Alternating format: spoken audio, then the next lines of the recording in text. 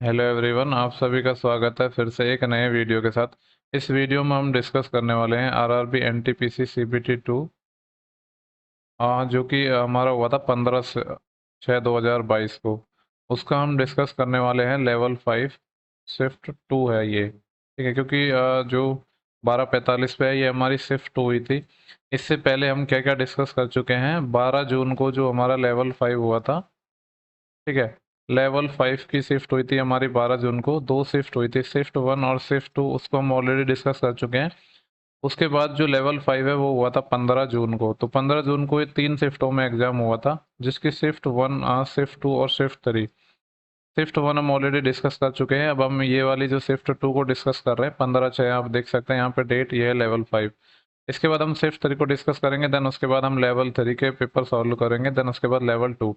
इसमें हम अभी सिर्फ मैथ सेक्शन को सॉल्व कर रहे हैं। अगर आप कहोगे तो रीजनिंग सेक्शन का मैं बाद में वीडियो बना दूंगा, अभी मैं सिर्फ मैथ सेक्शन का बना रहा हूँ। जिन लोगों जिन आई थिंक 1 जून का एग्ज़ाम अभी नहीं हुआ है गुवाहाटी का, तो उन लोगों को स्पेशली जितने भी लेवल हुए हैं, लेवल 2, 3, 4, 5, 6, इन सब के वीडियो देखने चाहिए। ये कहीं ना कहीं आपके लिए बहुत ज़्यादा हेल्पफुल रहेंगे, क्योंकि आपको पेपर का जो पैटर्न है, ये जो लेवल है वो सिमिलर देखने को मिलने वाला है, जैसा कि लेवल 6 अभी तक हुआ है सारे लेवल में, 2, 3, 4, 5, 6 में। तो लेवल 6 और 4 का तो मैथ और रीजनिंग दोनों सेक्शन का वीडियो आपको मैंने पहले ही प्रोवाइड करवा दिया था। अब और जो ये वाली अब मैं वीडियोस डाल रहा हूँ, इनमें बची हुई जो लेवल हैं 2, 3 एंड 5, इन सब के वीडियोस डाल रहा हूँ, ठीक है। आई होप आपको वीडियो पसंद आ रहे होंगे। अगर वीडियोस पसंद आ रहे हैं तो आप जो सेशन है उसको लाइक कर सकते हैं, और जिन लोगों ने अभी तक चैनल को सब्सक्राइब नहीं किया है वो लोग चैनल को सब्सक्राइब कर लेना, ठीक है।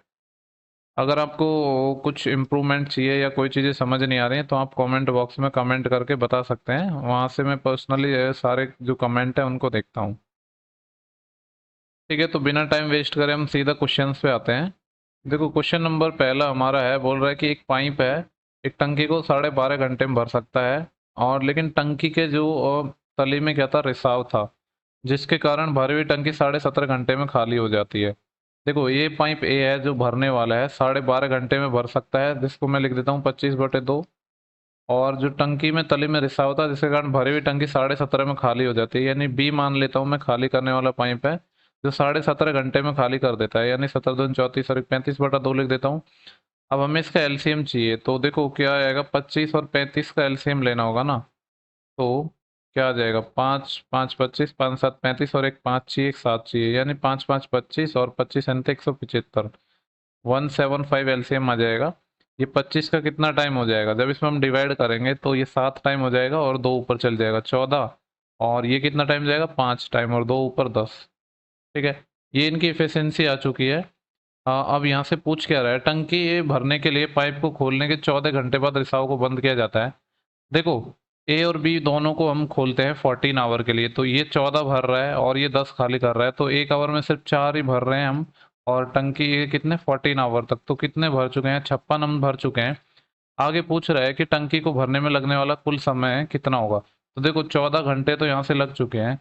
देन इसके बाद अभी हमारा रिमेनिंग कितना बचा है, टोटल हमारा था 175, जिसमें से हमने 5 6 भर दिया है, 15 में 6 9 यहीं का से लग जाएगी, और 17 में 11 119 बचा है, जिसको कौन भरेगा। अब हमने रिसाव को बंद कर दिया है, तो सिर्फ ए भरेगा, यानी 14 के हिसाब से ए भरेगा।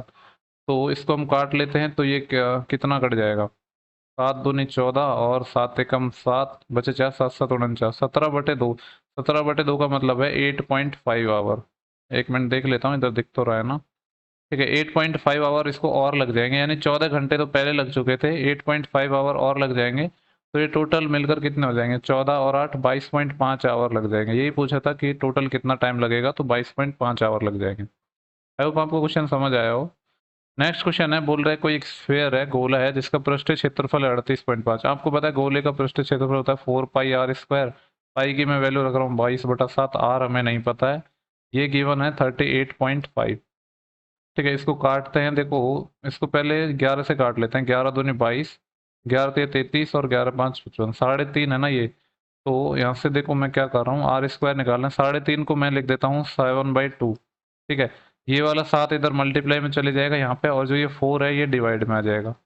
तो बेसिकली ये आ गया 49/, इतना ही था ना, ये दो और छोड़ चुके हैं हम, जो ये दो और आता है, यानी 4 × 2, तो 4 दूनी 8 दूनी 16, तो यहाँ से रेडियस कितना आ जाएगा इसका, तो इस √7 और इसका 4, तो रेडियस 7/4 आ गया। पूछ रहा था कि त्रिज्या कितनी है, तो 4/1, 4 एकम 4 और 3/4 75% होता है, यानी 1.75, जो कि ऑप्शन नंबर हमारा थर्ड हो जाएगा। ओके, इसके बाद जो नेक्स्ट क्वेश्चन है, बोल रहा है कि एक ठोस सॉलिड हमारा क्या है, लंबवृत्तीय बेलन है, एक सिलेंडर है, जिसके जो आधार की त्रिज्या और ऊंचाई का योगफल 39 है। देखो, आधार की त्रिज्या यानी आर और ऊंचाई मतलब एच, इन दोनों का सम हमें 39 सेंटीमीटर गिवन है। बोल रहे कि इसका संपूर्ण पृष्ठ क्षेत्रफल 1716 है, यानी टोटल सरफेस एरिया दे रहा है। देखो, जो सिलेंडर है, बेलन है, उसका टोटल सरफेस एरिया क्या होता है, 2πr+r+h, यही तो होता है। ये हमारा गिवन है 1716।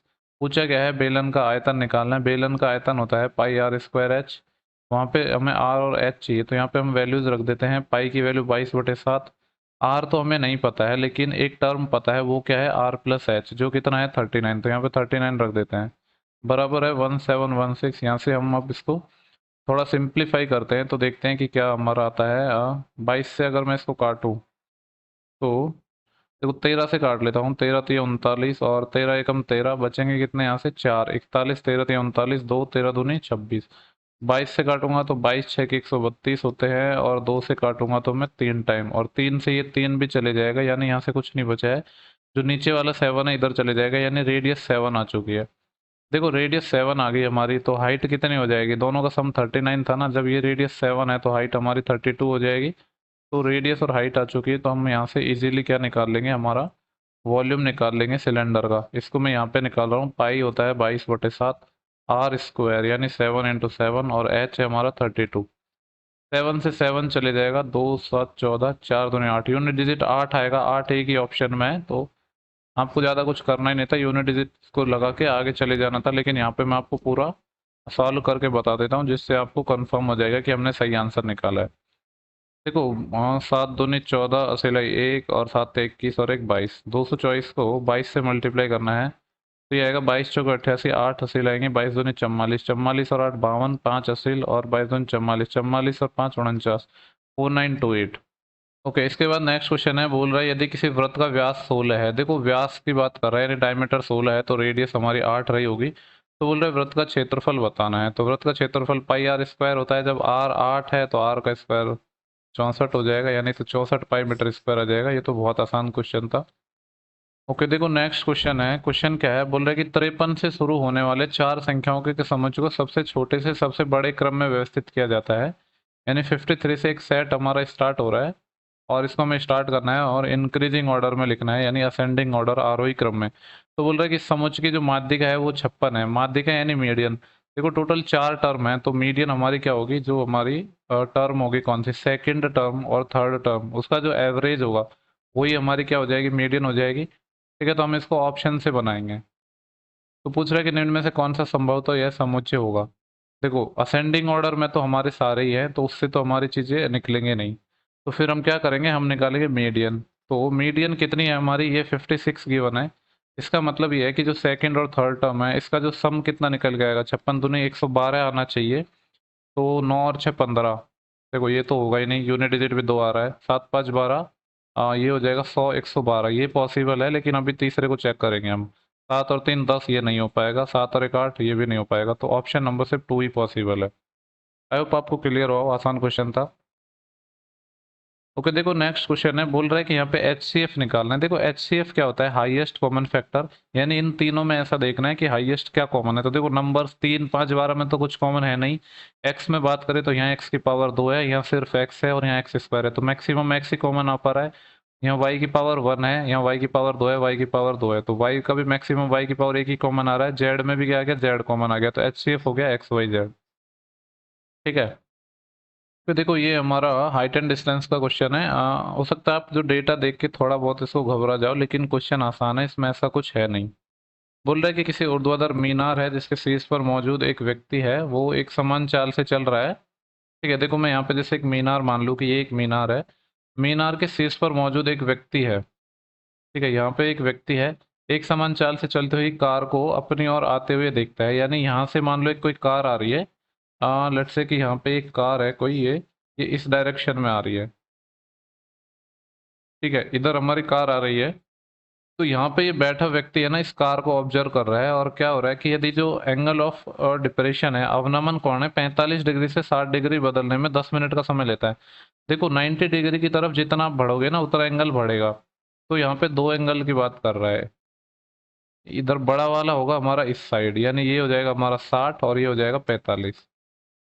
इसमें जो टाइम लगा है यहाँ से यहाँ तक, ये इसको कितना लगा है, 10 मिनट लगा है। तो हमसे पूछ रहा है तो कार कितने समय में मीनार तक पहुंचेगी, तो टोटल इस पॉइंट पर पहुंचने में कितना टाइम लगेगा, ये हमसे पूछा है। देखो सिंपली हमें इसमें 10 निकालते हैं ना हम, 10 60 है, तो 60 के सामने क्या होता है, √3, ये 1 और ये हो जाएगा हमारा 2। 45 की बात करते हैं तो इस पूरे ट्रायंगल में 45 की बात करेंगे तो ये 1 होता है, ये भी 1 होता है। जबकि यहाँ पे तो √3 है, एक बार 1 है, तो इसके इक्वल बनाने के लिए पूरा इक्वेशन को √3 से मल्टीप्लाई करना पड़ेगा, तो ये तो √3 आ जाएगा, ये भी पूरा √3 हो जाएगा। ठीक है, तो यहाँ से यहाँ तक ये पूरा √3 हो गया। तो जो ये इतनी डिस्टेंस है जहाँ पे हमें ये 10 मिनट दे रखा है, ये वाली मैं यहाँ पे लिख देता हूँ, कितने हो जाएगी, √3 - 1। तो इस √3 - 1 को चलने में उसको टाइम लग रहा है 10 मिनट, और हमें चलाना कितना है यहाँ से पूरा, यानी यहाँ तक पहुँचने में। तो पूरी डिस्टेंस कितनी है हमारी, √3 चलने में कितना टाइम लेगा, तो एक चलने में लेगा 10/√3 - 1, और हमें चलाना है √3, तो √3।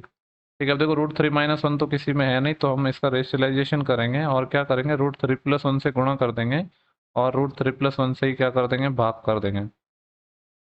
तो मैं इधर लिख रहा हूँ, ये जो वैल्यू निकल के आएगी, ये क्या आएगी, देखो नीचे तो a+b a माइनस, हाँ a² - b² का फॉर्मूला लग जाएगा। तो ये क्या हो जाएगा हमारा, सॉरी प्लस था ना ये। ठीक है, तो ये हो जाएगा √3 का स्क्वायर 3 - 1, नीचे तो बच जाएगा 2। ऊपर देखो क्या है, ये 10 है, 10 को तो हम बाहर रहने देते हैं, √3 को इससे मल्टीप्लाई कर देते हैं, तो √3 इंटू √3, ये कितना हो जाएगा 3, और √3 से 1 को करेंगे तो √3, और 2 से ये 5 टाइम कट जाएगा, और अंदर मल्टीप्लाई भी करते हैं हम तो आएगा 5×3 = 15 प्लस 5√3। कितना मिनट लगेगा, 15 + 5√3, ऑप्शन नंबर पहला है। क्वेश्चंस का डेटा बस थोड़ा सा आपको देखने में डरावना लग रहा होगा, बाकी क्वेश्चन आसान था। देखो नेक्स्ट क्वेश्चन की बात करते हैं, क्वेश्चन नंबर 21। ये बोल रहा है कि ए के 15% और बी के ए का 15%। ये क्वेश्चन मैंने एनालिसिस में करवाया था, अगर आपको ध्यान हो तो। डेटा का मैं नहीं कह सकता कि एग्जैक्ट था, बट ऐसा क्वेश्चन था। ए का 15% और क्या बोल रहा है, बी के 35% का मल्टीप्लिकेशन, बी के 35%। इसका जो मल्टीप्लिकेशन है वो सी के 21% के बराबर है। ठीक है, सी के 21% से विभाजित करने पर, एक मिनट, ये बराबर नहीं है, इसको डिवाइड कर रहे हैं सी के 21% से, तो ये कितना आ रहा है, 37 आ रहा है। तो हमसे पूछ रहा है ए और बी के मल्टीप्लिकेशन को, यानी ए बी को सी से डिवाइड करेंगे तो क्या आएगा, बेसिकली ए बी अपन सी निकालना है, तो इसको निकाल लेते हैं, तो इसमें कुछ ज़्यादा बड़ी बात है नहीं, परसेंटेज से परसेंटेज चलेगा। ठीक है, और मैं काटना चाहूँ तो 7 से ये 3 टाइम, 7 से ये 5 टाइम। तो यहाँ से क्या बचेगा, देखो यहाँ से हम ए रख लेते हैं, यहाँ से बी को रख लेते हैं, यहाँ को सी को रख लेते हैं, बचे चीज़ों को इधर उधर हम भेज देंगे, ये 3 इधर मल्टीप्लाई हो जाएगा, तो 37×3।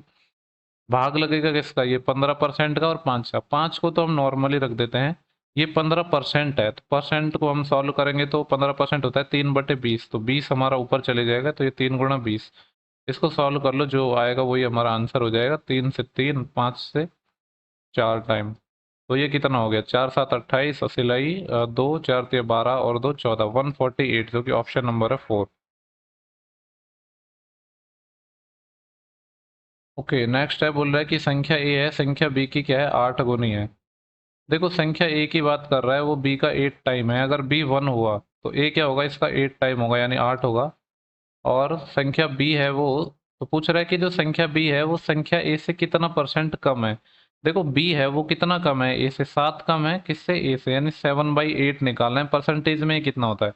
अब आपको देखो वैसे तो 100 से गुणा करके आप निकाल सकते हो, लेकिन आपको पता होना चाहिए 1/8 हमारा 12.5% होता है, और हमें निकालना है 7/8, तो 7 से गुणा हो जाएगा ये, तो 12×7 = 84, तो एक हो जाएगा, और 7×5 = 35, एक हो जाएगा, तो 84 और 3 87.5% हो गया, और एनालिसिस में ही सेम क्वेश्चन हमने करवाया अभी था। इसके बाद हमारा जो नेक्स्ट क्वेश्चन है वो है कि 25 संख्याओं का जो एवरेज है 55 है। पहले क्या, देखो ये 25 नंबर के एवरेज की बात कर रहा है, वो कितना गिवन है, 55 है। पहले जो 11 नंबर हैं उनका एवरेज है हमारा 51, और अंतिम जो 10 नंबर है उनका एवरेज है हमारा 56। ऐसे क्वेश्चन देखो पहले बहुत करवाए एसएससी के, जब मैंने पेपर सॉल्व करवाए थे अभी सीजीएल के। तो और ऐसा क्वेश्चन लेवल 6 में भी आया था, अगर आप लोगों को ध्यान हो तो हमसे पूछ रहे हैं कि 66, 70 और दी गई 25 संख्याओं में से जो 4 नंबर हैं उनका एवरेज कितना होगा। ठीक है, तो पहले तो हम निकालेंगे 4 नंबर कितने थे उनका सम निकालेंगे, उसमें ऐड करेंगे ये 2 नंबर और 66 और 70, और ये टोटल नंबर हो जाएंगे, 6 का भाग देंगे तो हमारा आंसर निकल के आ जाएगा। तो सबसे पहले हमारा जो काम है वो ये है कि जो 4 संख्याएं हैं उनका सम निकालना। देखो यहाँ पे क्या फर्क पड़ा है, मैं वैसे ही बता रहा हूँ जैसे मैं हमेशा बताता हूँ एवरेज के क्वेश्चंस को। एवरेज हमारा 55 था और यहाँ पे 51 है, तो एवरेज में कितने की कमी आ गई, 4 की कमी आ गई, कितने नंबर पे, 11 की। तो यहाँ पे तो ये -44 हो गया। सेकंड केस की बात करूँ तो यहाँ पे इनिशियली 55 था और ये 56 हो गया, तो एवरेज एक बढ़ गया कितने नंबर पर, 10 नंबर पर, फिर +10 हो गया। तो ओवरऑल क्या हुआ, -34 कम हो गया एवरेज। देखो ये टोटल हमारे 21 नंबर है, 21 नंबर पे क्या फर्क पड़ा है, 21 नंबर का जब हमने निकाल लिया तो जो सम है, सम में -34 की कमी हुई है। इस कमी होने का मतलब है कि जो बचे हुए हमारे 4 नंबर है ना, वो क्या होंगे, एवरेज के बराबर तो होंगे, यानी 4 गुणा 55 तो होंगे ही। उसके साथ ये जो कम लेके गए हैं ना, इसको ये जो बचे 4 नंबर इसकी पूर्ति करेंगे, इसका मतलब है ये जो इसमें ऐड हो जाएगा। अगर आप लोगों को ये चीज़ समझ नहीं आती है तो आप ऐसे समझ सकते हो कि अगर यहाँ पे माइनस पे आता है ना तो बचे हुए नंबर में प्लस कर देते हैं, और प्लस पे आता है तो माइनस कर देते हैं। पर उसका लॉजिक यही है, क्योंकि जब हमें 21 नंबर का जो सम में देखा कि क्या फर्क पड़ा तो -34 हो रहा है। इसका मतलब है इस -34 को बैलेंस कौन करेंगे, बचे हुए 4 नंबर। तो ये सम कितना आ जाएगा 4 नंबर का, देखो 200 और 20, 220 तो ये, और 34 ये, तो 22 और 3 कितना आ गया 25, यानी 254 तो आ गया 4 का सम। इन 4 का सम तो हमारा आ गया 254, इसमें ये 2 का और जोड़ना है तो ये कितना हो जाएगा, देखो 7 और 6 13, 136 हो गया ना, जिसको 6 से भाग देना है तो इन पहले सबको जोड़ लेते हैं, 6 और 4 10, असिलाई 1, 3 और 5 8 और 1 9, और 2 और 1 3, 390 बटे 6, 6 6 36 बचे 3, 6 5 30, तो आ जाएगा 65, जो कि ऑप्शन नंबर है 4। देखो मैंने बहुत अच्छे से क्लियर किया है और उम्मीद करता हूँ कि आपको अच्छे से समझ आया होगा, और आपने पहले के वीडियो देखे हैं तो आपको डेफिनेटली समझ आया होगा, क्योंकि इस टाइप के क्वेश्चन मैंने बहुत सारे करवाए हैं, और मैंने एक ही कॉन्सेप्ट से करवाए हैं। जिससे आपको समझ नहीं आए तो आप बार बार उसी कॉन्सेप्ट को देखेंगे तो आपके चीज़ें थोड़ी दिमाग में घुस जाए। नेक्स्ट क्वेश्चन है, बोल रहा है दो घन है, दो क्यूब है, जिनके प्रत्येक के जो साइड्स की जो लेंथ है वो 8 सेंटीमीटर है। इन दोनों घनों को जोड़कर एक क्यूबॉइड बनाया जाता है। तो बोल रहा है क्यूबॉइड का संपूर्ण पृष्ठ क्षेत्रफल क्या होगा। देखो यहाँ पे मैं आपको एक साइड थोड़ा सा बताता हूँ कि जब दो हमारे क्यूब है, ठीक है, जब देखो वैसे तो क्यूब ऐसे बनेंगे, पर उससे नहीं है। देखो जब भी दो क्यूबों को जोड़ेंगे हम तो ये हमारा क्या होगा, जो हमारे 3 चीज़ होती हैं इसमें, लेंथ ब्रेथ और हाइट। तो जब दो क्यूब को हम जोड़ रहे हैं तो सिर्फ ये लंबाई तो बढ़ेगी ना, जो हमारी ब्रेथ है और हाइट है, जो हमारी चौड़ाई है ऊंचाई है, वो तो उस पर तो कुछ फर्क पड़ेगा ही नहीं। तो ये हमारी 8 है, ये 8 है, तो बेसिकली जो लेंथ है ना वो 16 हो जाएगी। जो हमारा बी है, हमारी ब्रेथ है, हमारी जो चौड़ाई है वो तो 8 ही रहने वाली है, और जो ऊंचाई है वो भी 8 ही रहेगी। तो यहाँ से एक क्यूबॉइड बन जाएगा जिसकी ये साइड एल बी एच आ गई। तो इसका पूछा था क्या, संपूर्ण पृष्ठ क्षेत्रफल, यानी टी एस ए पूछा था। तो टी एस ए आपको पता ही है कि twice of L B plus B H plus H L होता है। यहाँ पे सिर्फ आपको वैल्यू रखनी है और चीज़ों को सॉल्व करना है।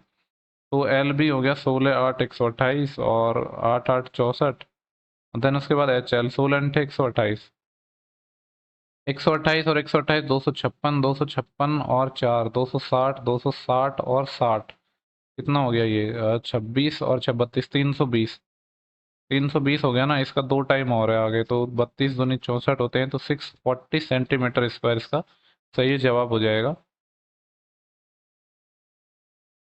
ओके, इसके बाद हमारा नेक्स्ट क्वेश्चन है, ये भी क्यूबॉइड का ही क्वेश्चन है। बोल रहा है कि कोई घनाभ है, क्यूबॉइड है, जिसकी लंबाई चौड़ाई ऊंचाई है। ठीक है, ये थोड़ा अच्छा क्वेश्चन है, इसको ठीक से देखना। ये हमारा 60 है, और ये 24 है, और ये हो गया 7। बोल रहा है इसके चारों अभियांतर विकर्णों यानी स्पेस डायगोनल्स में से प्रत्येक की जो लंबाई है वो 130 सेंटीमीटर है। तो बोल रहा है घनाभ का आयतन क्या होगा। बेसिकली देखो वो हमें क्या दिया है, इसका डायगोनल की लेंथ दी है, ठीक है, वो कितनी दी हुई है, 130 सेंटीमीटर दी हुई है। देखो यहाँ पे मैं क्या करता हूँ कि ये हमारा जो रेशियो है ना, इसके साथ के कुछ नंबर मान लेता हूँ कि ये के मान लेता हूँ कि ये 60 के है, ये 24 के है, 7 के। हाँ, और आपको पता है कि किसी भी घनाभ में जो हमारा डायगोनल होता है उसकी लेंथ, जो डायगोनल होता है उसकी जो लेंथ होती है वो क्या होती है, L square B square H square, इसका अंडर रूट यही होता है ना। और इसकी वैल्यू हमें गिवन है 130। तो यहाँ से हम रख देते हैं, यहाँ पे 60 आएगा, तो 60 का जब स्क्वायर करूंगा तो मैं 3600 आ जाएगा, और साथ में के स्क्वायर भी आएगा प्लस। इसके बाद ये चॉइस आएगा, चॉइस का कितना हो जाएगा 576 के स्क्वायर, और सात का हो जाएगा 49 के स्क्वायर। और ये हमारा 130 के इक्वल चल रहा है, इसको हम सॉल्व करेंगे। तो देखो ये कितना आ जाएगा हमारा, इसको हम सॉल्व करते हैं तो 9 और 6 15, 15 हासिल है एक, एक और 4 5, 5 7 12, 12 का 2 का 1 कैरी आएगा, एक और 5 6, 6 और 6 12, एक हासिल आएगी, और एक और 3 4, 42 25 के स्क्वायर है, इसकी वैल्यू 130 आ गया। अब देखो 42 25 किसका स्क्वायर होता है, तो डायरेक्ट तो मुझे भी याद नहीं है, लेकिन इतना पता है कि 25 है यानी लास्ट में 5 आएगा, और 42 है यानी 6 7 65 का होगा ये। क्योंकि देखो आपको पता है किसी भी नंबर के लास्ट में 5 होता है, इसका स्क्वायर निकालने का डायरेक्ट तरीका होता है लास्ट वाले नंबर का स्क्वायर करो 5, और इस 6 को एक एक्स्ट्रा से मल्टीप्लाई कर दो यानी 7 से, 6 7 42, तो ये हमारा 65 का स्क्वायर है। तो ये बेसिकली कितना आ जाएगा 65 के स्क्वायर का अंडर रूट के, ये 130 के बराबर है। तो यहाँ से जो के है इसकी वैल्यू 2 निकल के आ गई है। अब देखो के की वैल्यू हमारी 2 आ चुकी है, तो हमसे पूछा गया था घनाभ का आयतन। आयतन आपको पता है एल बी एच होता है, तो यहाँ से मैं निकालना चाहूँगा एल बी एच, तो ये हो जाएगा 60 गुणा 24 गुणा 7। और इसके साथ क्या और मल्टीप्लाई होगा, यहाँ हर जगह के था तो के क्यूब हो जाएगा, के की वैल्यू 2 थी तो 2 का क्यूब क्या हो जाएगा 8 और आ जाएगा। इसको जब हम सॉल्व करेंगे तो देखो लास्ट में एक जीरो तो चाहिए ही, और 8 7 56, 6 को 24, और 4 भी चाहिए, यानी 40 आना चाहिए, और 40 एक ही ऑप्शन में है, तो ये करके आपको आगे चले जाना था। अब चूंकि यहाँ पे हम सॉल्व कर रहे हैं तो मैं आपको पूरा सॉल्व करके दिखा देता हूँ। तो इसको हम करेंगे, देखो 60 को अगर मैं 8 से करूँ तो 6 8 48 480, और 480 को पहले 24 से कर लेते हैं फिर 7 से कर लेंगे, कैसे भी कर लो कुछ फर्क नहीं पड़ेगा। 24 से करेंगे तो कितना आ जाएगा 0, और 24 अंठे कितने होते हैं मुझे भी नहीं पता है कितने होते हैं, देखो 24 अंठे होंगे 8 चौको 32 सिलाई 3 8 दिन 16 दिन 192 होते हैं। तो इसका 2 आएगा, 19 कैरी आएंगे, और 24 चौको 96, 96 में अगर हम 20 जोड़ते ना तो हो जाते 106 और 116, लेकिन एक कम है 115, 11,520। इसको 7 से और मल्टीप्लाई करना है, जब 7 से और मल्टीप्लाई करेंगे तो क्या आ जाएगा 0, 7 दूनी 14, एक असिल 7 पंचे 35 और एक 36, असिलाई 3, 7 एकम 7 और 3 10, असिलाई 1, 7 एक 7 और एक 8, 80,640, जो कि ऑप्शन 4 था। वैसे हमने यूनिट डिजिट से ही निकाल लिया था। देखो नेक्स्ट क्वेश्चन हमारा सिंप्लीफिकेशन का क्वेश्चन है। क्वेश्चन है 4 की पावर 524 माइनस 4 की पावर 522। यहाँ से मैं कॉमन ले लेता हूँ 4 की पावर 522, तो बचेगा क्या, यहाँ से 4 की पावर 522 22 कॉमन ले लिया तो 4 की पावर 2 बच गया, यानी बेसिकली 16 बच गया, और यहाँ पे 1 बचेगा, यानी 16 माइनस 1 15 ही बच गया ये। ठीक है ना। प्लस नहीं इतना ही है ना, और कुछ तो है नहीं, और प्लस में हमारा 30, और डिवाइड में है 4 की पावर 522 प्लस 2। देखो दोनों से मैं 15 अभी भी कॉमन ले सकता हूँ, तो यहाँ बचेगा 4 की पावर 522, और यहाँ से 15 कॉमन ले लिया तो 2, और नीचे भी हमारा यही है 4 की पावर 522 प्लस 2, तो उससे होगा क्या, ये वाले टर्म में हमारी पूरी कट जाएगी, तो सिर्फ 15 आंसर आ जाएगा, जो कि ऑप्शन नंबर है पहला। इसमें कोई तकलीफ होनी नहीं चाहिए थी, आसान क्वेश्चन था। इसके बाद हमारा नेक्स्ट क्वेश्चन सिंप्लीफिकेशन का है। देखो ये तो आसान सा क्वेश्चन है। ये क्या है हमारा 32/4 कितना होता है 8, 8 का स्क्वायर हो जाएगा 64, तो ये हमारा 64, ये -8 से इधर चल ही रहा है। और देखो यहाँ पे क्या था 48/12, तो ये आएगा 4, और 4 से 64 गुणा हो जाएगा, 18 पहले प्लस में था, तो 18 प्लस देखो ऐसे कर सकते हैं इसको हम, ये प्लस का 18 है और ये माइनस का 8 है, तो यहाँ से तो 10 बचेंगे, और ये कितने हो जाएंगे 4 चौके 16, असिला 1, 4 छः 24 और 1 25, 256, और 10 हो जाएंगे 266, जो कि ऑप्शन नंबर गिवन है 4। नेक्स्ट क्वेश्चन हमारा एच सी एफ एलसीएम का है। बोल रहा है कि 875 245 और 1225 का मैं एच सी एफ बताना है, यानी हाईएस्ट कॉमन फैक्टर बताना है। देखो मैं इसको ऑप्शन से उठाता हूँ, सबसे पहले मैं सबसे बड़ा ऑप्शन लेता हूँ 105। अगर 105 का मैं 8 टाइम करूंगा तो आएगा 800 और 5, यानी 840 ही आ पाएगा, लेकिन 875 कट नहीं पाएगा। ठीक है, और 245 भी नहीं कट रहा है, इसका मतलब ये हो गया हमारा कि हमारा 105 नहीं हो सकता है। तो इससे बड़ा फिर उसके बाद क्या है 35 है, क्योंकि हाईएस्ट कॉमन फैक्टर निकालना है ना, यानी बड़ा से बड़ा, तो इसलिए हमने सबसे बड़े से ट्राई किया। अब जब 35 से मैं ट्राई करूँ तो 35 से ये कट रहा है क्या? देखो बिल्कुल कट जाएगा, इसका होगा ये 7 टाइम। 35 का अगर मैं 7 टाइम करता हूँ तो 7 पंजे 35, अस्सी लाइक 3, 7 21 और 3 24, 245 कट रहा है। और 35 का अगर मैं 875 में भाग दूँ तो ये भी कट ही जाएगा। 35 से 7 पंजे 35 और 7 एकम 7, 7 दूनी 14, बचे कितने? 3, 7 पंजे 35, बिल्कुल कट जाएगा। और 1225 तो कट ही जाएगा क्योंकि 35 का तो स्क्वायर ही होता है। इसका मतलब ये है हमारा जो हाईएस्ट कॉमन फैक्टर है HCF है, वो कितना आ गया हमारा? 35 आ गया। और ऑप्शन को चेक ही नहीं करेंगे क्योंकि हमें तो HCF निकालना था ना बड़ा से बड़ा, तो छोटों को क्यों ट्राई करेंगे हम? ये तो होगा नहीं, तो यही हो जाएगा। कुछ चीज़ों को आप ऑप्शन से भी बना सकते हो, बाकी फैक्टर करके आप HCF वैसे भी निकाल सकते थे, लेकिन उसकी जरूरत नहीं थी। बोल रहा है कि सिंपल इंटरेस्ट पर एक जो प्रिंसिपल है निश्चित वार्षिक ब्याज दर पर, यानी रेट नहीं पता है, 5 ईयर में स्वयं का 160% हो जाता है। ये क्वेश्चन मैंने एनालिसिस में करवाया था, अगर आप लोगों को याद हो तो। देखो कोई प्रिंसिपल है 5 ईयर में स्वयं का 160% हो जाता है, इसका मतलब क्या है कि 5 ईयर में प्रिंसिपल हमारा 100% होता है, लेकिन एक खुद का 160% हो जाता है, यानी 60% ब्याज आ गया 5 ईयर में। तो 1 ईयर में ब्याज आएगा 12%। पूछा क्या है? समान रेट पर 1 ईयर में 12 आ गया, यही हमारी रेट हो गई। तो समान रेट पर समान धनराशि है, कितने वर्ष में स्वयं की डबल हो जाएगी? ठीक है, देखो डबल की पूछ रहा है, यानी हमारा जब प्रिंसिपल 100% होता है तो पूछ रहा है डबल हो जाएगी, यानी 200% कितने साल में हो जाएगी? तो 100 ब्याज आएगा। अब 100 ब्याज आएगा, रेट कितनी है हमारी? 12, तो ये इतना आ जाएगा। 4 से भाग देंगे तो 25, और 4 से भाग देंगे तो 3, 3 8 24, 8 सही 1/3 ईयर में ये क्या हो जाएगा? हमारा श्रम का डबल हो जाएगा, जो कि ऑप्शन नंबर हमारा गिवन है 2। इसके बाद नेक्स्ट क्वेश्चन है, बोल रहा है कि के की वह वैल्यू ज्ञात करनी है जिससे सिर्फ 7 अंकों वाली संख्या है। मैं यहाँ पे लिख देता हूँ 51032 में से स्थान पर रखने पर यह 12 से डिविजिबल हो जाए। देखो 12 से डिविजिबिलिटी का मतलब है 3 और 4 से डिविजिबल हो जाए। अब एक बात बताओ, कोई भी नंबर 3 और 4 से डिविजिबल है, जब 4 से कब डिविजिबल होगा? जब लास्ट के 2 डिजिट है वो हमारे डिविजिबल हों 4 से। तो 4 से क्या अगर हम 2 2 रखते हैं तो 22 हो पाएगा? नहीं। क्या 4 4 रखते हैं तो हो पाएगा? ठीक है, देखो अगर हम 4 4 रखते हैं तो 4 4 तो हो जाएगा, यानी ये हो सकता है अभी। लेकिन अभी हमें 3 का भी चेक करना है। 8 की बात करूं मैं तो 8 भी हो सकता है। ठीक है, और अगर मैं 6 की बात करूं तो 66 नहीं होता है। तो ये दोनों ऑप्शन तो हट गए, अब हमारे बचे 2 ऑप्शन। तो अब हम इनको कैसे हटाएंगे? अब हम यूज करेंगे 3 का सम ऑफ डिजिट। 5 और 1 6, ये तो 3 से कट ही जाएगा, ये 3 कट जाएगा। यहाँ से आया 2, 2 प्लस के और के यानी 2 के। ठीक है, जब अगर के की वैल्यू मैं 4 रखता हूँ तो 4 दूनी 8 है तो 10 बनेगा, तो वो डिविजिबल नहीं हो पाएगा। तो फिर लास्ट ऑप्शन ही बचा ना, उसको चेक करने की जरूरत ही नहीं है। जब 3 ऑप्शन हमारे किसी सवाल के जवाब नहीं हो सकते तो ऑब्वियस सी बात है चौथा ऑप्शन ही हमारा सही जवाब हो जाएगा। इसके बाद नेक्स्ट क्वेश्चन है, इस पर भी पहले बहुत सारे क्वेश्चन पूछे गए हैं। बोल रहे हैं गेहूं के जो प्राइस में है 20% की कमी होगी। देखो प्राइस में 20% की कमी होने का मतलब है 1/5, यानी पहले प्राइस 5 था अब 4 हो गया। तो अब देखो कोई भी चीज़ जब सस्ती हो जाती है तो उतने ही रुपए में हम ज़्यादा ले आते हैं, यानी ये प्राइस में है तो उसकी जो क्वांटिटी पे क्या फ़र्क पड़ेगा? पहले 5 से 4 लाता था, ये जस्ट रिवर्स हो जाएगा, 4 से 5 लाता है। तो बोल रहा है एक गृहिणी है, एक जो हाउस वाइफ है, वो 1200 रुपये में 4 किलो एक्स्ट्रा गेहूं लाता है। क्वेश्चन के अकॉर्डिंग 1 यूनिट एक्स्ट्रा लाता है, जबकि यहाँ पे दिया है 4 यूनिट एक्स्ट्रा लाता है, 4 केजी। इसका मतलब है पहले वो 1200 रुपये में 16 केजी खरीद के ला रही थी, और अब 1200 रुपये में 4 पंजे 20 केजी खरीद के ला रहा है। पूछा हमसे क्या है? बोल रहा है कि प्रति केजी घटा हुआ मूल्य क्या है, यानी बाद का मूल्य निकालना है।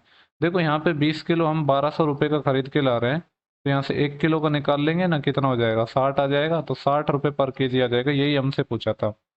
ओके, देखो नेक्स्ट क्वेश्चन हमारा बोल रहा है कि 7 मीटर ऊंचाई वाले क्या है, एक पेड़ है जिसके टॉप से, ये हम एक पेड़ बना लेते हैं जो 7 मीटर ऊंचा है। इस पेड़ के शीर्ष से किसी मीनार का उन्नयन कोण, देखो मीनार का एंगल ऑफ एलिवेशन दिया है तो उन्नयन कोण की बात कर रहे हैं, तो मीनार इससे बड़ी होगी, ऑब्वियस सी बात है। ठीक है, मैं थोड़ा इसको ठीक से बना देता हूँ जिससे थोड़ा क्लियर हो जाए। ये हमारा क्या हो गया? पेड़ हो गया, ये मीनार हो गया। पेड़ है उसकी लंबाई 7 है। पेड़ के जो टॉप है यहाँ से मीनार के जो शीर्ष है उसका उन्नयन कोण, यानी इस वाले एंगल की बात कर रहे हैं हम। ये वाला एंगल हमें 30 डिग्री दिया है, तो पूछ रहा है कि और मीनार की ऊंचाई 47 है, यानी ये कंप्लीट लेंथ 47 है और इतनी 7 है, तो हम कह सकते हैं कि जो ये वाली लेंथ है यहाँ से यहाँ तक 40 है। पूछ क्या रहा है, तो मेन आर से पेड़ की डिस्टेंस, यानी ये वाली डिस्टेंस हमसे पूछी है। बेसिकली कह सकते हैं कि ये वाली डिस्टेंस हमसे पूछी है। 30 के केस में ये 1 होता है, ये √3 होता है, ये 2 होता है। अगर 1 की वैल्यू 40 है तो √3 की वैल्यू कितनी हो जाएगी, 40 √3, यही पूछा था। ओके, इसके बाद जो नेक्स्ट क्वेश्चन है हमारा, ये बोल रहा है कि रेचल ने 10% वार्षिक सिंपल इंटरेस्ट की दर से 10,000 रुपये उधार लेती है। 1 वर्ष बाद वह 3,000 रुपये का, और 2 वर्ष बाद 2,800 रुपये का, और 3 वर्ष बाद इतने राशि का भुगतान कर देती है। यदि ब्याज जो आसमान दर है, यानी जो रिड्यूसिंग बैलेंस पर हमारा कैलकुलेट किया जाता है, तो बोल रहा है कि रेचल ने अंतिम किस्त के रूप में कितनी धनराशि का भुगतान किया। ठीक है, तो सिंपल इंटरेस्ट का ये हमारा क्वेश्चन है, जो कि देखो यहाँ पे जो लाइन लिखी है, बोल रही है कि जो ब्याज है वो रिड्यूसिंग बैलेंस है, उस पर कैलकुलेट किया जाता है। इसका मतलब ये है कि देखो, पहले हमने 10,000 रुपये उधार लिए, तो 10% से ब्याज लगा, तो 10% से ब्याज लगेगा तो 1,000 हो जाएगा। तो पहले ईयर के जिसमें अंत का टोटल इसको 11,000 रुपये देने थे, लेकिन इसने 3,000 ही दिए, तो अभी 8,000 बच गए, और जो ब्याज लगेगा ना इस 8,000 पर लगेगा। इस लाइन का यही मतलब है कि जो ब्याज है वो रिड्यूसिंग बैलेंस पर लगा रहे हैं, जो बचे हुए बैलेंस है उस पर लगा रहे हैं। तो यहाँ से अब 8,000 पर वापस ब्याज लगेगा, तो 10% के हिसाब से कितना हो जाएगा, 800, तो ये 8800 आ जाएगा टोटल हमारा अमाउंट। ठीक है, अब 8800 में से इसने दो सेकेंड ईयर के बाद 2,800 रुपये दे दिए। जब 2,800 दे दिए तो हमारा कितना बच जाएगा, 6,000 रुपये बच जाएंगे। अब 6,000 तो ये हो गया, इस पे ब्याज 10% और लगेगा, यानी 600 रुपये और लगेंगे। तो एट लास्ट इसको कितने देने पड़ेंगे, तीसरे ईयर के एंड में 6600 देने पड़ेंगे। यही सवाल था। देखो नेक्स्ट क्वेश्चन हमारा सिंप्लीफिकेशन का क्वेश्चन है। इसको ऐसा कर सकते हैं, या तो हम क्या कर सकते हैं, इसमें फॉर्मूला अप्लाई कर सकते हैं, या फिर इसको नॉर्मली हम सिंप्लीफाई कर सकते हैं। जैसे अगर मैं बात करूँ, ये है 0.4 का क्यूब है, और ये है 0.05 का क्यूब। या तो आप क्यूब कर लो, डायरेक्ट वैल्यू रख लो, या फिर फॉर्मूला अप्लाई कर लो, जैसे भी कर सकते हैं आप, जो आप जैसा करना चाहो। अगर मैं फॉर्मूला अप्लाई करता हूँ, तो a³ + b³ का आपको फॉर्मूला पता है क्या होता है, a+b। ए क्या है हमारा 0.4, और बी क्या है 0.05, तो ये बेसिकली इतना होगा 0.45। ठीक है, वैसे मैं देखो यहाँ पे फॉर्मूला लिख देता हूँ। ये तो हमारा 0.45 आया है a+b। वैसे तो आपको पता होगा, फिर भी मैं लिख देता हूँ। a³ + b³ क्या होता है, a+b a² - ab + b²। ठीक है, तो वही मैं यहाँ पे अप्लाई कर रहा हूँ। तो a+b तो इतना आ गया a², यानी 4 का स्क्वायर 16, और 2 के बाद पॉइंट, +b², 5 का स्क्वायर 25, और 2 के बाद पॉइंट है, तो 4 के बाद पॉइंट आ जाएगा 0.0025, यानी 0.0025 आ गया ये। लेट मी चेक यहाँ पे विजिबल है या नहीं है।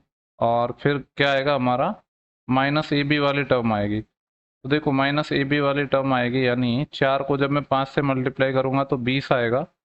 लेकिन पॉइंट कितने के बाद आएगा, 2 ये और एक ये 3 के बाद। तो ये आएगा 0.020, या 0.02 कह सकते हैं कि इतना आ जाएगा। इसी तरह नीचे क्या आएगा, ये हमारा a³ था, तो a+b हो जाएगा, यानी 0.1 और 0.8, 0.9 हो जाएगा ये। तो अंदर क्या आएगा a², 8 का स्क्वायर 64, और 2 के बाद पॉइंट, फिर आएगा b², तो 0.01, और -ab, तो ये 8 आ जाएगा, और 2 के बाद पॉइंट 0.08। ये जो आ गया है, बस इसको थोड़ा सिंप्लीफाई करना है, तो हमारा आंसर निकल जाएगा। देखो यहाँ से तो 0.45 बचा है, अंदर क्या है देखो, ये है 0.16 प्लस का है, और ये भी प्लस का है, कितना 0 पॉइंट, हाँ ये है 0.025। तो ये आ जाएगा 5,2,6,1, 0.1625, और माइनस का है 0.02।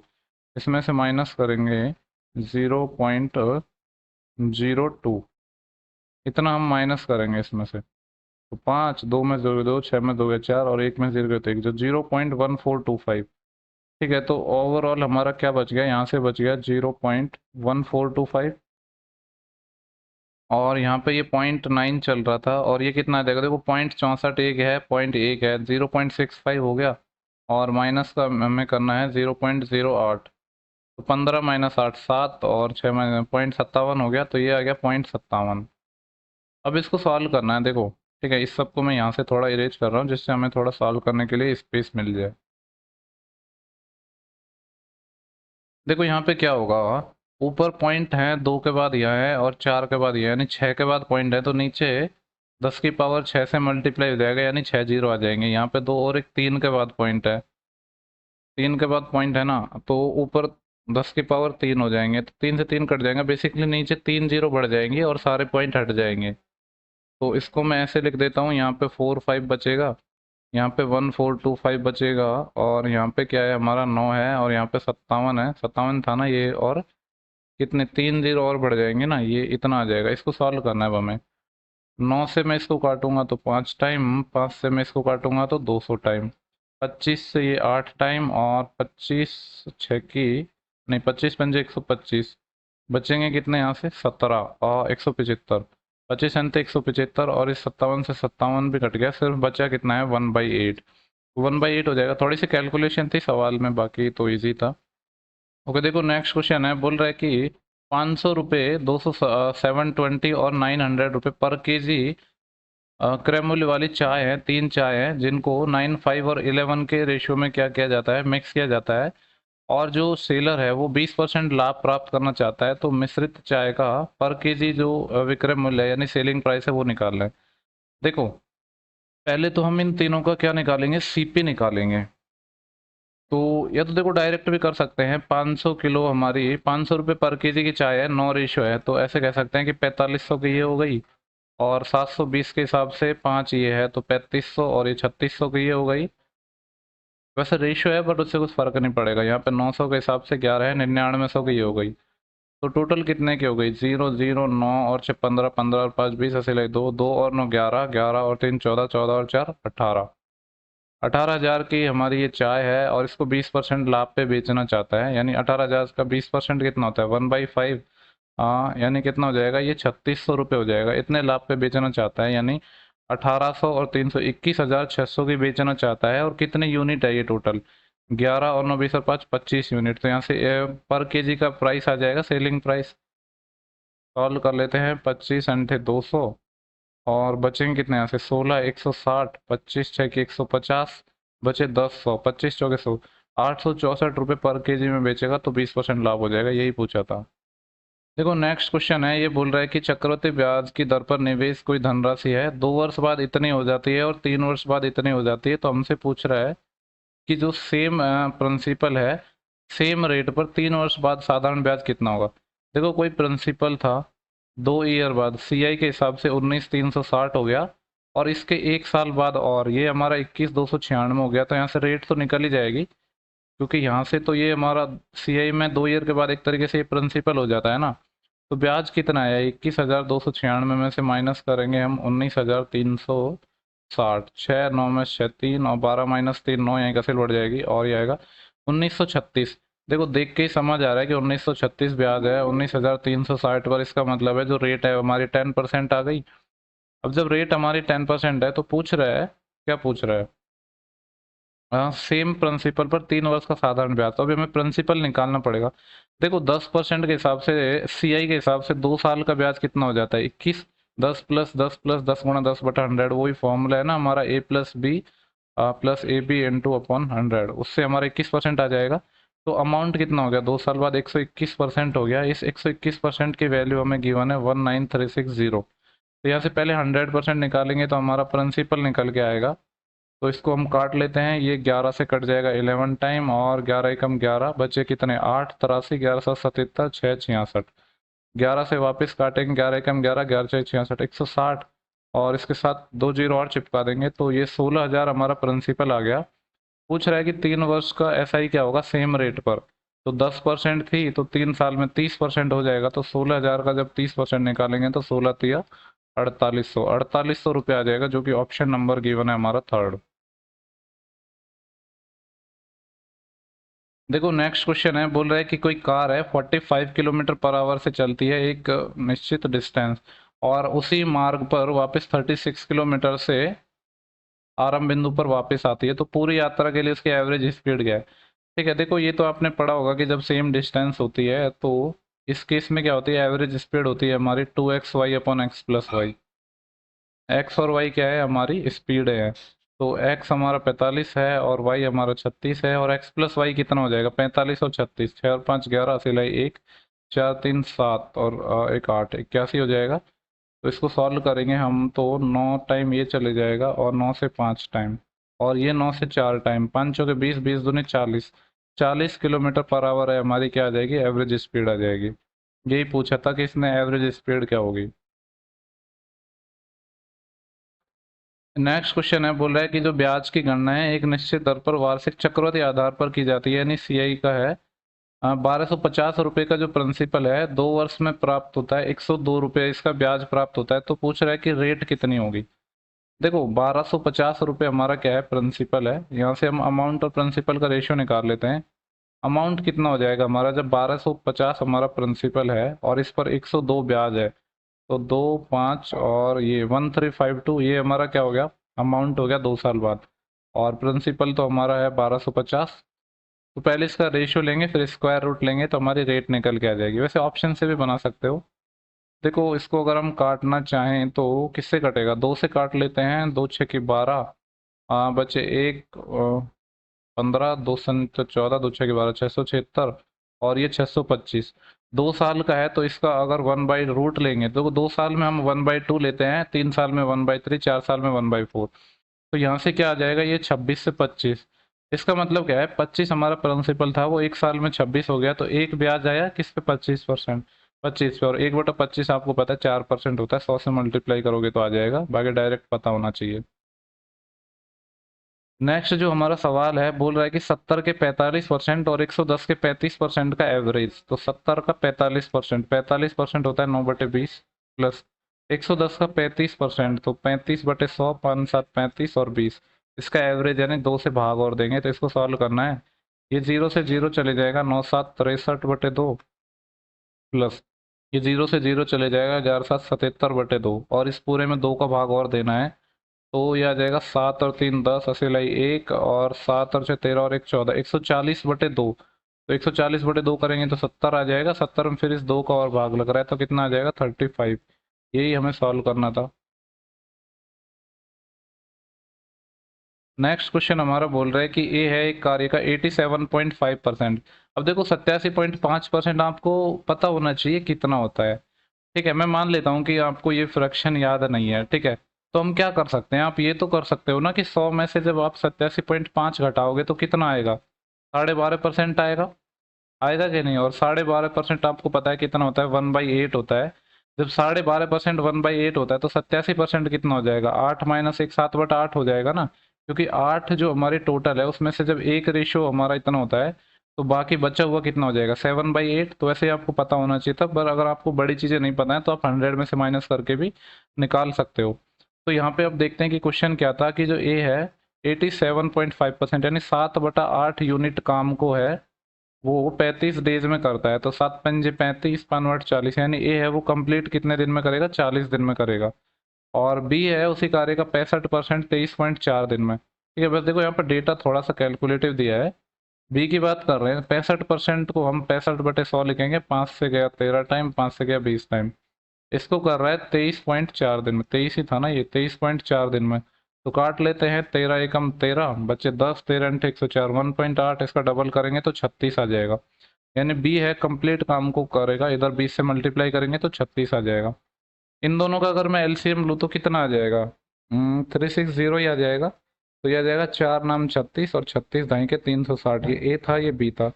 पूछ क्या रहा है, तो कार्य का कितना भाग एक दिन में पूरा हो जाएगा जब ए और बी करेंगे, जब एक साथ मिलकर करेंगे। तो देखो ये 9 करेगा और ये 10 करेगा, तो 19 काम होगा एक दिन में। टोटल है 360, तो 19/360 होगा, जो कि ऑप्शन नंबर हमारा गिवन है सेकंड। ठीक है, मेरे को लग रहा है कि ऐसा कुछ क्वेश्चंस पहले आया था, बट कुछ वैल्यू अलग थी, लेकिन आंसर यही आया था शायद, अभी कल परसों हमने जो किया है। देखो इसको सॉल्व करने हैं हमें, आपको पता है कि जब बार हटाएंगे तो 1 2 आएगा, और दोनों पे बार है तो 2 9 आ जाएगी, जितने पे बार नहीं होता है उतने 0 आ जाते हैं माइनस। ये 0.6 है तो ये 6 आ जाएगा, एक पे बार है तो 9, प्लस ये 3 है, एक पे बार है तो 9। इसको सॉल्व करना है। इसको सॉल्व कर लेते हैं, देखो थोड़ा सॉल्व ही कर लेते हैं। 3 चौके 12, 3 एकम 3 और 3 एकम 3, 3 दूनी 6, 3 तिया 9, 3 एकम 3, 3 तिया 9। तो ये 4/33 आ गया। इन दोनों टर्म को सॉल्व कर रहे हैं हम, ये माइनस का 2/3 है और ये प्लस का 1/3 है। तो ये माइनस का 1/3 आ जाएगा, यानी ये है माइनस का 1/3। मैं इसको अगर 33 बना दूं तो क्या प्रॉब्लम है, जैसे एलसीएम लेने में प्रॉब्लम नहीं होगी, 11 से मल्टीप्लाई कर दिया मैंने। आप डायरेक्ट एलसीएम भी ले सकते थे, तो ये कितना आ जाएगा, 4 - 11 यानी -7/33 आ जाएगा।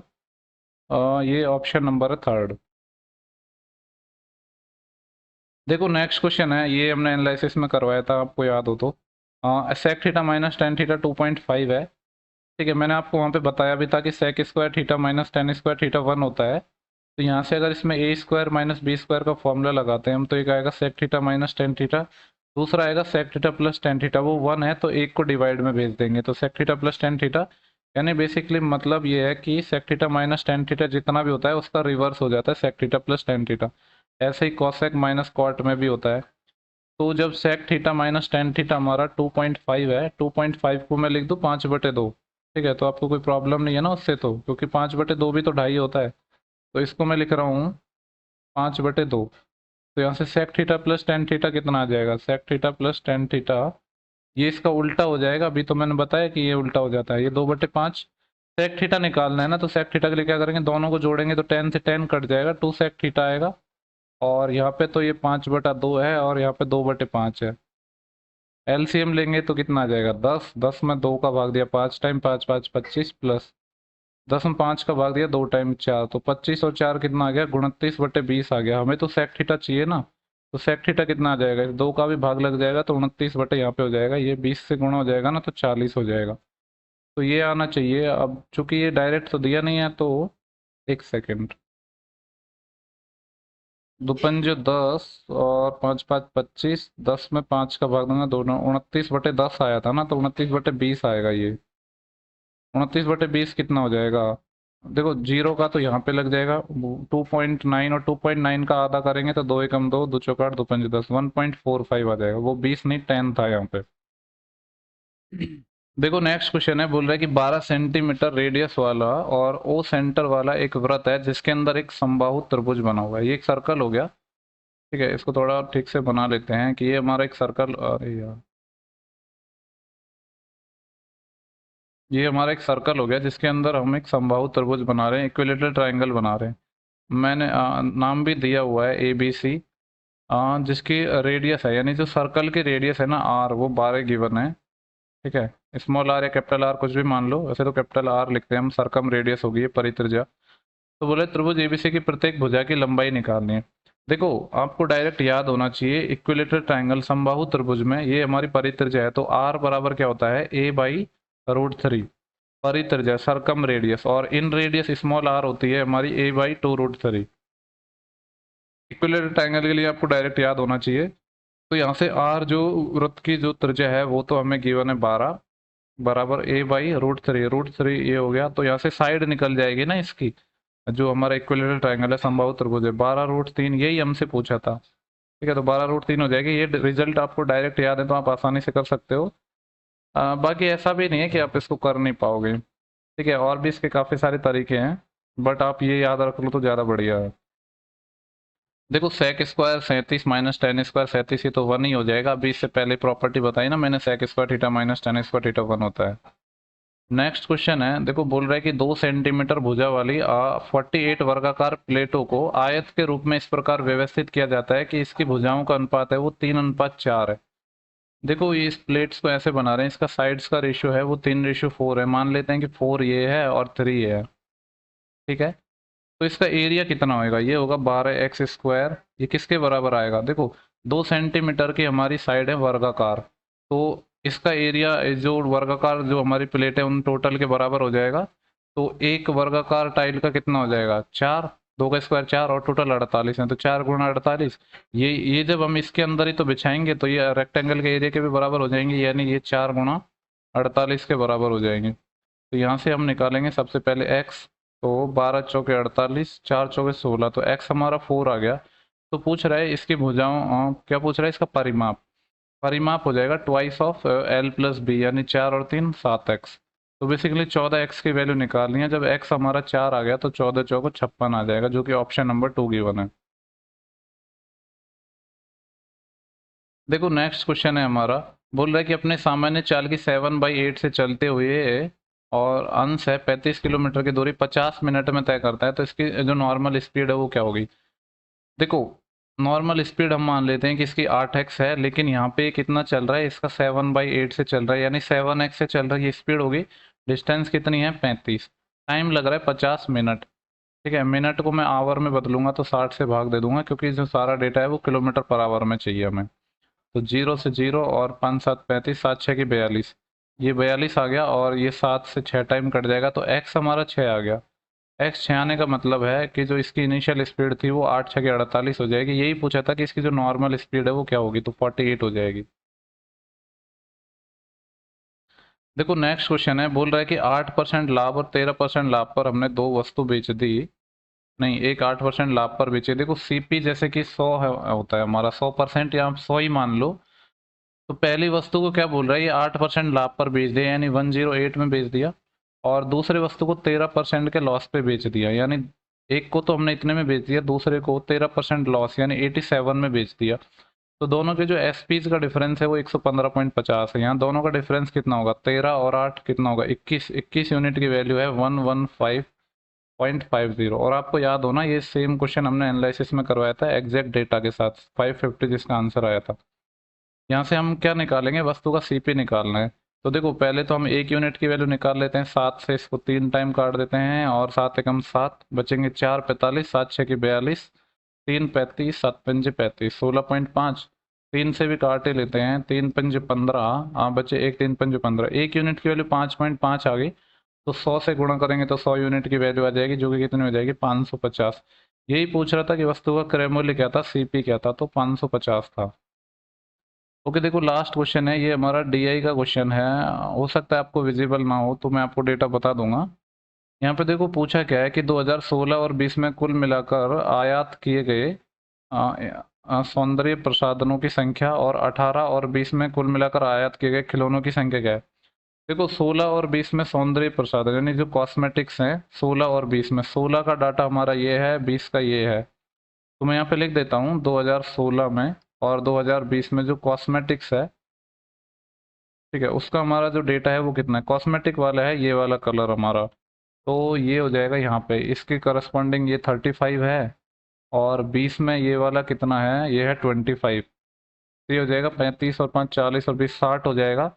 ऐसे ही 18 और 20 में क्या निकालना है, जो इलेक्ट्रॉनिक, सॉरी 18 और 20 में टॉयज का निकालना है। देखो टॉयज वाला बीच का है रेड कलर का हमारा।